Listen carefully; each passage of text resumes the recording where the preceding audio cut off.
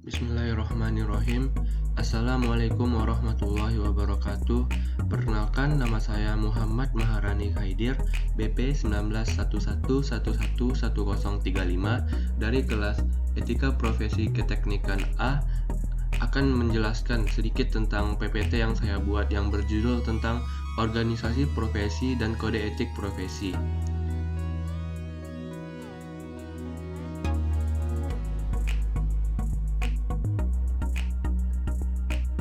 Sebelum mengenal apa itu organisasi profesi, saya akan menjelaskan tentang pengertian dari organisasi dan profesi. Organisasi adalah suatu struktur dalam proses kelompok yang saling bekerja sama, membagi tugas, menetapkan suatu hubungan korelasi tertentu, dan menyatukan berbagai aktivitas untuk mencapai tujuan bersama. Profesi adalah suatu pekerjaan yang membutuhkan pengetahuan dan keterampilan khusus atau keahlian, tanggung jawab penuh, serta pengalaman. Contohnya dokter, pengacara, akuntan, dan sebagainya. Setelah mengetahui organisasi dan pengertian dari profesi, maka kita dapat mengambil kesimpulan apa itu organisasi profesi.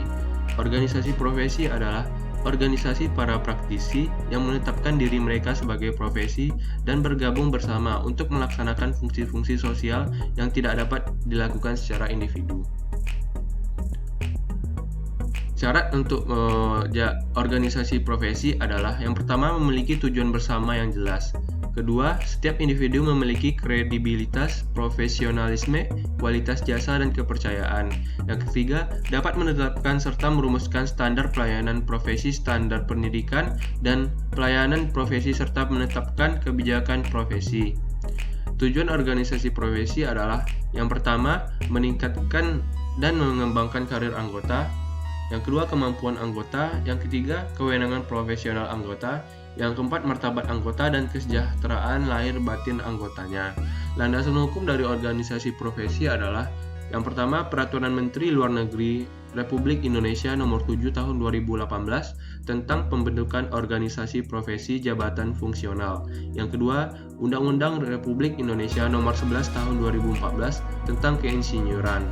Yang ketiga, Undang-Undang Republik Indonesia Nomor 14 Tahun 2005 tentang guru dan dosen. Ciri-ciri dari suatu organisasi profesi adalah yang pertama, untuk suatu profesi hanya terdapat satu organisasi profesi yang para anggotanya berasal dari satu profesi saja.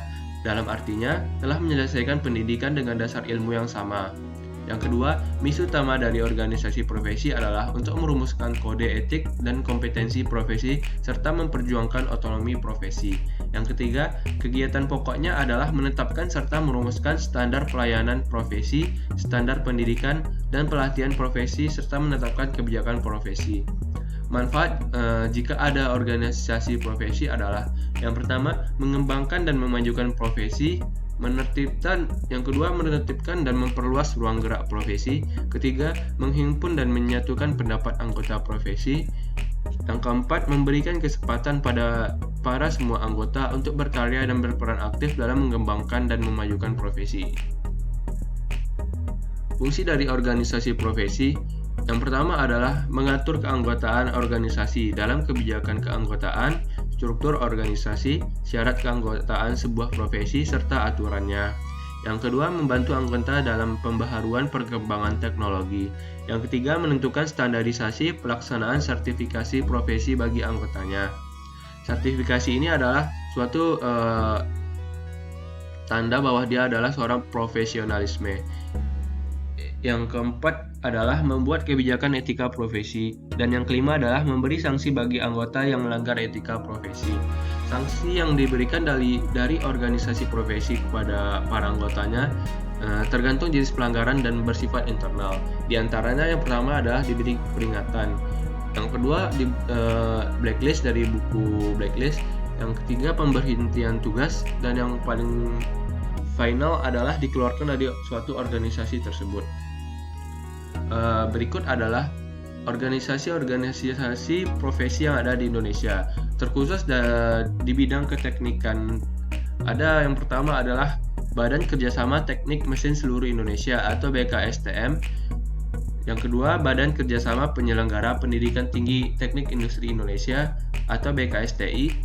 Yang ketiga, Badan Kejuruan Teknik Pertanian.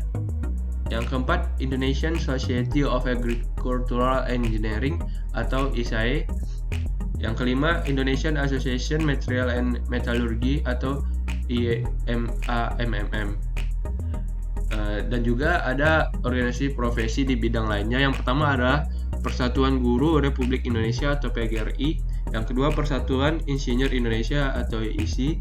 Yang ketiga, Ikatan Dokter Indonesia atau IDI. Yang keempat adalah Ikatan Dosen Republik Indonesia atau IDRI. Selain di Indonesia, organisasi profesi di dunia juga ada. Dalam bidang kesehatan, yang pertama adalah The International Council of Nurses atau ICN.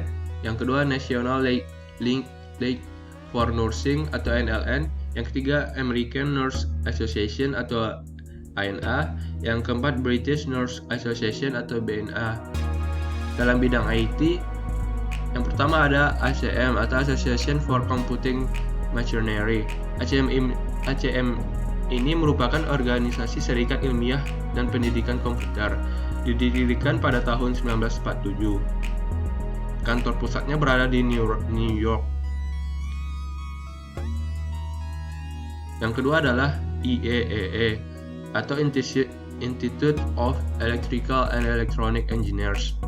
IEEE ini merupakan organisasi internasional yang anggotanya adalah para insinyur, bertujuan untuk mengembangkan teknologi. Peran dari organisasi ini adalah mengembangkan standar-standar dan ikut serta dalam usaha mempercepat teknologi baru dalam aspek bidang industri dan engineering yang meliputi telekomunikasi, jaringan komputer, kelistrikan, antariksa, dan elektronika. Yang ketiga adalah Southeast Asia Regional Computer Confederation atau SEARCC. SEARC ini merupakan himpunan profesional IT di Asia Tenggara, dibentuk pada bulan Februari tahun 1978 di negara Singapura oleh 6 ikatan komputer dari negara Hong Kong, Indonesia, Malaysia, Filipina, Singapura, dan Thailand. SEARC mengadakan konferensi 2 kali dalam setahun, di tiap anggotanya secara bergilir. Yang keempat, organisasinya adalah Association Cloud Computing Indonesia atau ACCI. Kita masuk ke bahasan topik kode etik. Kode etik adalah pernyataan cita-cita dan peraturan pelaksanaan pekerjaan yang merupakan panduan dilaksanakannya oleh anggota kelompok. Kode etik itu tersendiri yang hidup dapat dikatakan sebagai ciri utama keberadaan sebuah profesi tersebut. Sifat dari kode etik yang pertama adalah dia singkat. Yang kedua, dia adalah sederhana. Yang ketiga adalah jelas dan konsisten. Yang keempat, masuk akal. Yang kelima, dapat diterima. Yang keenam, positif dalam formulasinya. Yang keenam, praktis dan dapat terlaksana. Dan yang kedelapan adalah komprehensif dan lengkap. Apa itu kode etik profesi? Kode etik profesi adalah pedoman sikap, tingkah laku, dan perbuatan dalam melaksanakan tugas dalam kehidupan sehari-hari yang mengatur tingkah laku moral suatu kelompok khusus melalui ketentuan tertentu. Syarat dari kode etik profesi adalah bertanggung jawab terhadap pelaksanaan dan hasil, memiliki keadilan untuk memberikan kepada siapa saja yang menjadi haknya, dan memiliki kebebasan dalam menjalankan profesinya. Tujuan dari adanya kode etik profesi adalah yang pertama, menjunjung tinggi martabat profesi. Yang kedua, menjaga dan memelihara kesejahteraan para anggota. Yang ketiga, meningkatkan pengabdian para anggota profesi. Yang keempat, meningkatkan mutu profesi. Yang kelima, meningkatkan mutu organisasi profesi. Dan yang keenam adalah mempunyai organisasi profesional yang kuat dan terjalin kuat. Landasan hukum adanya kode etik profesi ini adalah yang pertama, Undang-Undang Republik Indonesia Nomor 11 Tahun 2014 tentang keinsinyuran. Yang kedua, Undang-Undang Republik Indonesia Nomor 14 Tahun 2005 tentang guru dan dosen. Yang ketiga, Peraturan Kapolri Nomor 7 Tahun 2006 dan Peraturan Kapolri Nomor 8 Tahun 2006. Yang keempat, Peraturan Pemerintah Nomor 42 Tahun 2004. Dampak jika tidak ada kode etik profesi ini, yang pertama adalah terjadinya penyalahgunaan profesi, yang kedua mengabaikan tanggung jawab dari profesinya karena tidak ada pedoman dalam suatu organisasi, yang ketiga memungkinkan setiap individu mendahului kepentingan pribadinya, yang keempat seseorang dapat memberi image yang buruk dari profesi yang ditekuninya kepada masyarakat. Penyebab pelanggaran kode etik. Yang pertama, pengaruh dari sifat kekeluargaan. Ini dapat dilihat dari nilai, contohnya pada suatu kasus jika nilai mahasiswanya tinggi dan karena mahasiswa tersebut adalah keponakannya berdasarkan kekeluargaannya tersebut. Yang kedua adalah pengaruh jabatan. Contohnya penyalahgunaan jabatan dalam menyogok uang pangkal untuk masuk angkatan atau apapun itu.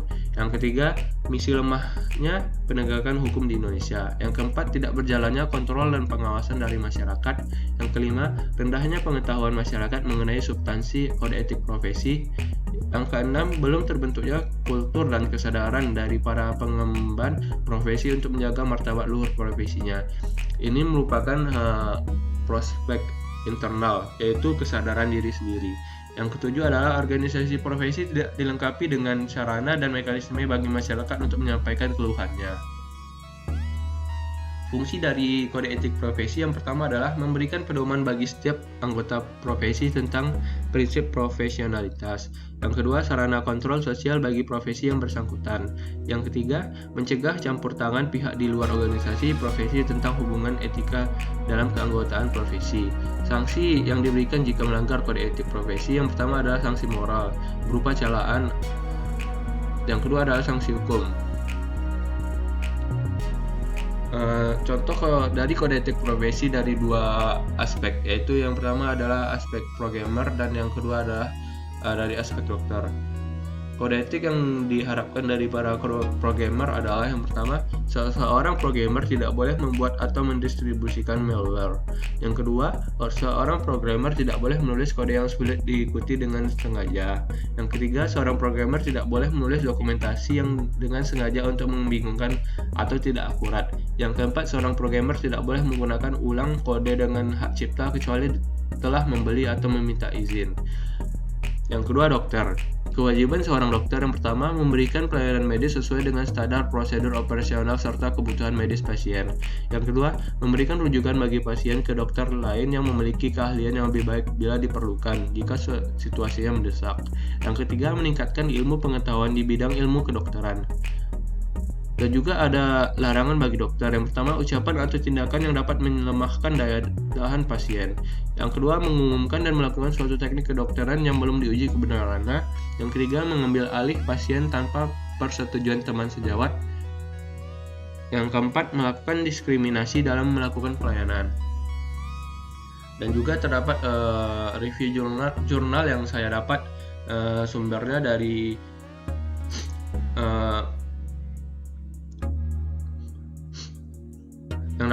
sumber jurnal yang mana judulnya yang dibuat oleh Muhammad Jufni dan Shiva Saputra serta Azwir pada tahun 2020, yang mana judul jurnalnya adalah Kode Etik Guru dalam Meningkatkan Mutu Pendidikan, yang mana mereka dari Pendidikan Biologi FKIP Universitas Serambi Mekah dan Universitas Al-Muslim. Yang mana kutipan yang saya ambil dari jurnal tersebut adalah, hakikat guru adalah orang yang berperan dalam usaha membentuk manusia yang berpotensi dengan mengembangkan segala bakat yang ada pada murid. Guru juga harus mampu berperan aktif dalam mendidik murid dan bisa menempatkan kedudukannya sebagai tenaga pengajar. Kompetensi guru dalam meningkatkan mutu pendidikan terbagi kepada 4 bagian, yaitu kompetensi pedagogik, kompetensi personal, kompetensi sosial, dan kompetensi profesional. Kode etik guru menurut Undang-Undang Nomor 14 Tahun 2005 adalah memiliki komitmen untuk meningkatkan mutu pendidikan, keimanan, ketakwaan, dan akhlak mulia, memiliki kualifikasi akademik dan latar belakang pendidikan, memiliki kompetensi yang diperlukan, memiliki tanggung jawab atas pelaksanaan tugas keprofesionalan, memperoleh penghasilan yang ditentukan, memiliki kesempatan untuk mengembangkan keprofesionalan secara berkelanjutan dan jaminan perlindungan hukum. Begitulah sedikit pemaparan atau penjelasan yang dapat saya jelaskan kepada teman-teman dan juga Bapak mengenai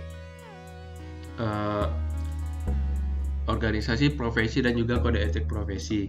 Semoga apa yang saya jelaskan dan apa yang saya cantumkan di slide ini bermanfaat bagi saya sendiri dan bermanfaat bagi kita semua. Dan saya akhiri, Assalamualaikum warahmatullahi wabarakatuh.